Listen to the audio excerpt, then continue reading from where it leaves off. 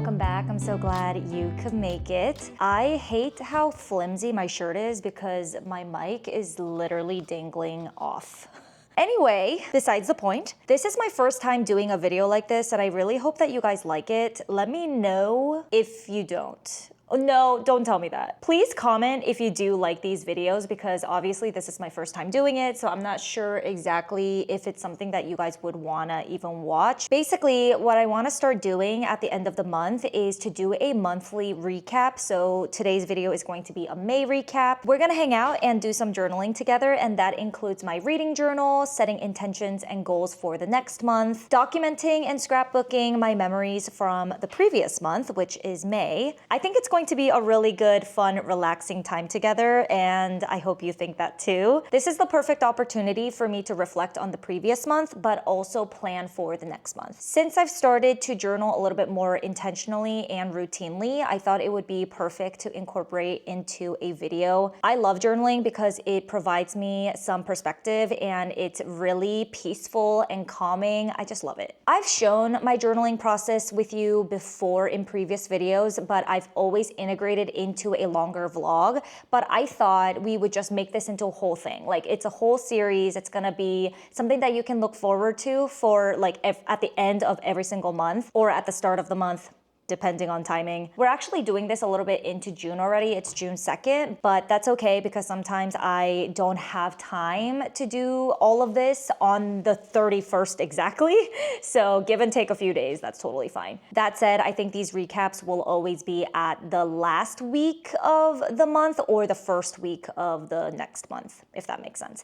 Anyway, that's enough talking. Let's go ahead and get into it. I think for the first portion of today's video, I wanna show you some of the new journaling goodies that I purchased. I'm so excited because I am in my journaling era and I purchased so many things that is going to really enhance my journaling experience. Consider this a mini journal haul, if you will. But the first item, it might seem a little silly and not very necessary, but it is necessary to me because cutting straight lines is very difficult. So I purchased this, what is this even called? It's by the brand Furbon.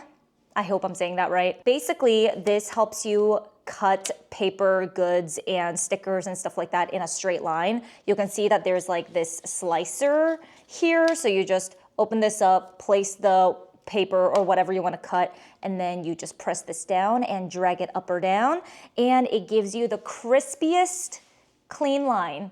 This was necessary for me. I'm mainly going to be using this to cut my craft paper and stickers that I print out with my Ivy, like the Canon Ivy sticker maker. This is also really nice because it does have some other functionality to it that I haven't used yet, but it does open up like this if you want some angles and there's a ruler. Yeah, so you can get creative with this.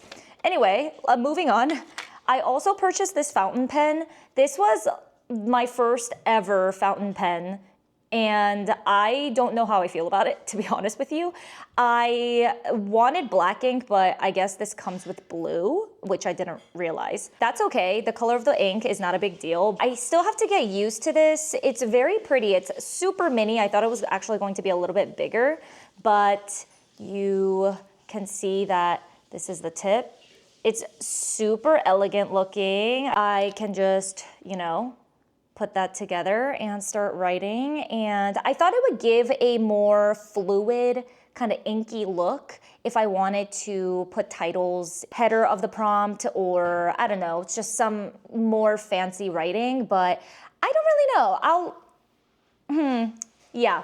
No thoughts right now on this purchase, but I just wanted to mention it in case I do use it today. Because I've been purchasing a lot of products for my journaling era, I needed to have an additional storage system because first I was able to fit everything in this organizer from Alley Glines, but it's full now because it's stuffed with things. So I decided to bring this one out. I already had this in my collection. I have so many different pouches and organizers, so I brought this one out. It's also by Alley Glines. It is more of a like rectangle. It's smaller and it has a transparent cover, which is kind of nice. In here, I'm storing all of my smaller things like washi tapes. I have a glue tape in here, all of my craft paper that has different textures. What else is in here? I have whiteout in here as well in case I make mistakes with any of like my brush pens and stuff. But yeah, that's what is in here. Speaking of, I don't think I ever showed you guys the washi tape that I bought. I got all of these on Amazon. Like, look how fun these are. And it came with like 20 or something, no, like 15. I don't know how many these are. I can't count them on the spot, but there's so many different patterns. I love them and it was really cheap. I'm sure I'll accumulate even more because I've seen these things at stationery shops and I love them. Oh my gosh, I cannot resist buying more, but this is it for now. I also bought these on Amazon and these are like crafts, like arts and crafts paper that you can use on the actual pages. Like you can glue them and then put stickers on top or write on them. They're just like all different sorts of paper. If you have a junk journal or if you like to scrapbook, these would be fantastic as well. But I don't have a scrapbook, I just have my monthly journal. But yeah, good for decorative purposes. So I decided to purchase these as well. A couple of other things before we get started. I also bought stamps, guys. I'm telling you, I'm going all in. Okay, this is also from Amazon, the ink pad as well. The ink pad is by Maxmark. I've already used it, good quality, I would think. It hasn't dried up, but I literally got this like not too long ago. I only used it once. This is where the star of the show is. This is the alphabet and number and symbol stamps in this little nifty treasure box type of thing. And okay, not gonna lie, the case is not the highest quality thing. It has trouble closing. I have to like really Tetris it in so that I can close the cover. It's not super easy to close it, but that's okay. The stamps themselves are really nice. I love how there are capital letters and lowercase letters. There are numbers and symbols, like exclamation points, like all that stuff. So I have been using this to stamp out like the header of a page or something. Super cute. We will definitely be using this today. What else? Okay, there's one more thing that I want to show you. I bought a label maker. Of course, you can't not buy a label maker when you are going to be artsy and craftsy. This one is the demo one. I actually have another demo label maker, but this one is cool because it actually embosses into the sticker itself. I'll show you what I mean. Do you see that? Like it says books. What else does it say? Travel, daily. Yeah, so I use the label maker to print those out. And they're so neat because it's kind of like raised and gives me that vintagey kind of label look. I love it. That is actually everything that I purchased. I'm gonna go ahead and try to reorganize some of this stuff because I'm running out of room. I lowered you guys so you can have visibility of everything that I'm doing right here. But the first thing that I'm gonna do is go to my daily journal. And this is my daily gratitude log. So you can see that I wrote in every single row of this page because it is every single day of the month and you write one thing that you're grateful for. So I filled all of this out throughout the month. On the back, you can see that there is a grid, like a graph paper system here. I think on here, I'm trying to think what I want to do for this page. This might be where I do my May reflections, or I might do that on a separate page and then use this as like what I accomplished type of writing. You know what? I think I'm gonna make it easy for myself today by just doing one page of May memories and reflections because this is my first time doing this, so I'm still figuring out the process that I like. I'm gonna go ahead and take this page out so that it's just easier for me to do the stuff on it without like having the spirals in the way. I'm gonna put this to the side. I think I might need like a surface to go underneath this though because I have a wooden table that has like ridges and I don't want it to show through when I write. I'll be right back. I'm gonna grab something. What is this called? A clipboard? Alrighty. So I got a mini clipboard. It's not going to be the best because I think this is tiny. I had this since forever ago. Yeah, it's too small, but it's okay, whatever. For today, this will do. The first thing that I'm gonna do is actually go on my phone and print out a few photos, like my favorite memories of May, so that I can decorate this page with it. I'm gonna use my IV sticker maker by Canon. I just selected some of my photos that I wanted to print and sent it to the mini printer. So this is how it works. It just spits it out from the top. There we go. So the thing that I love about this is that it doesn't require you to continuously buy ink. You just have to buy these sticker sheets because it's zinc activated, and it's just so convenient, super easy to use, very user friendly. I'm gonna do this for a couple more photos and then I'll be right back. Okay, I'm back. Sorry, that took a hot minute, but I decided to print out all the stickers that I need for this spread, including my May books that I read, just so that I don't have to keep on turning on the sticker machine every single time that I need a new sticker. Anyway, so these are for the May memories, and oh my gosh, I love how these pictures turned out. So basically, this is what it looks like. And I used like the collage layout to be able to have multiple photos in one sticker. Now I'm just going to cut them up using my Furbon protractor looking thing.